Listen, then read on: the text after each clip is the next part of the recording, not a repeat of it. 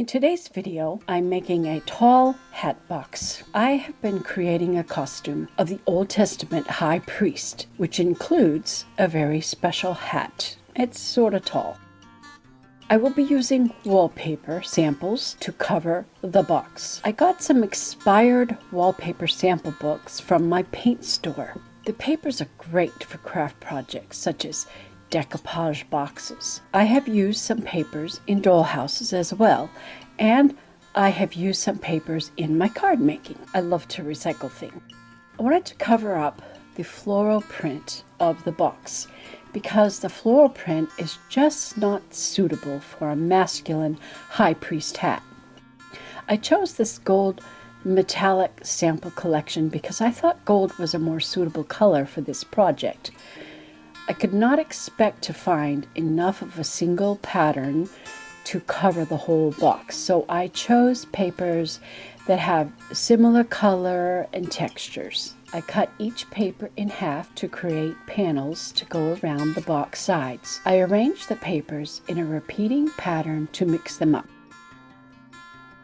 The priest hat is fairly tall. What I did is I used two shallow round boxes that were of the same size that I wasn't currently using. I hate to throw things away, when they look pretty and you could store stuff in them. I love to use decorative boxes for storing things. Well, anyways, I had these two empty boxes. They weren't being used for anything. So I decided to use them and combine them to make one box. I popped the bottom out of one and stacked the one on top of the other, holding them together with Gorilla Tape.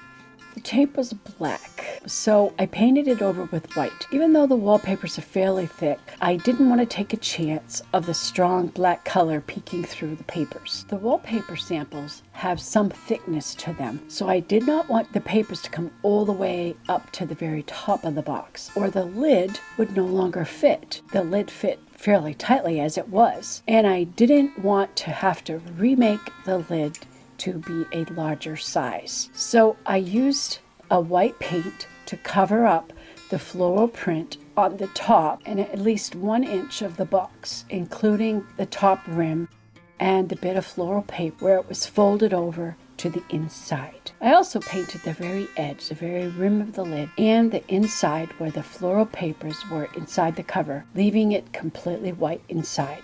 For the deep insides, I used some strips of white wallpaper to hide the seam inside the box, which also hid the floral color that was there. Now, where the grommets are for the string handle, I used my hole punch to cut the holes in the paper so that it just fits around the outside edge of the grommet. So I had to find the appropriate size.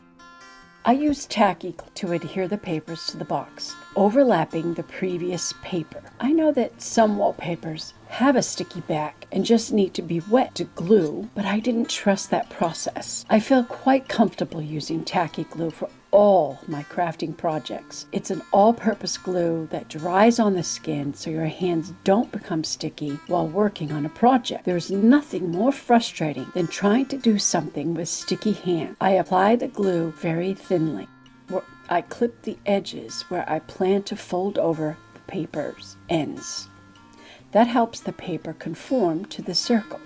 Plus, these heavier weight papers will also strengthen the integrity of the box itself since it's going around the corner.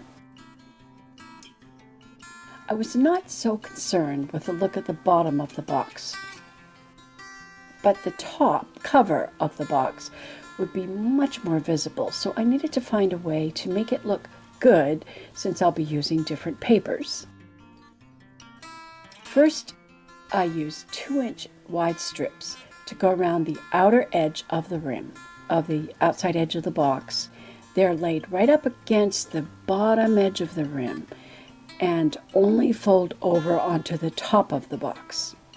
Again, clip every 3/4 inches or so and fold over the strips to the top side of the box one flap at a time to conform to the circle shape.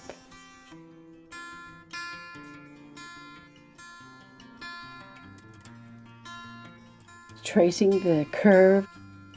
After cutting each piece on the curve, trying to get as much of the paper as possible, I had to use 3 pieces of paper to cover the top of the lid. Then I worked out the angles on each section so that they would meet in the center of the box. That looked okay. But I found one sample paper that had a gold emblem on it that I thought if I cut that into a perfect circle, it would look like a medallion. So I did that to decorate the top of the box. I replaced the string handle once again, and the box is now complete. It will make a good storage box to keep the hat clean and ready for transport. The box will also keep the breeches and the costume sash that goes with the main costume. The preacher man that will be using this costume will be traveling from church to church teaching about the Old Testament temple. He has created all the furniture for the temple. I have been working on the priest's garments and will be sewing up the curtains very soon. Here is a look at the high priest costume on his first test fit before the final adjustments are made.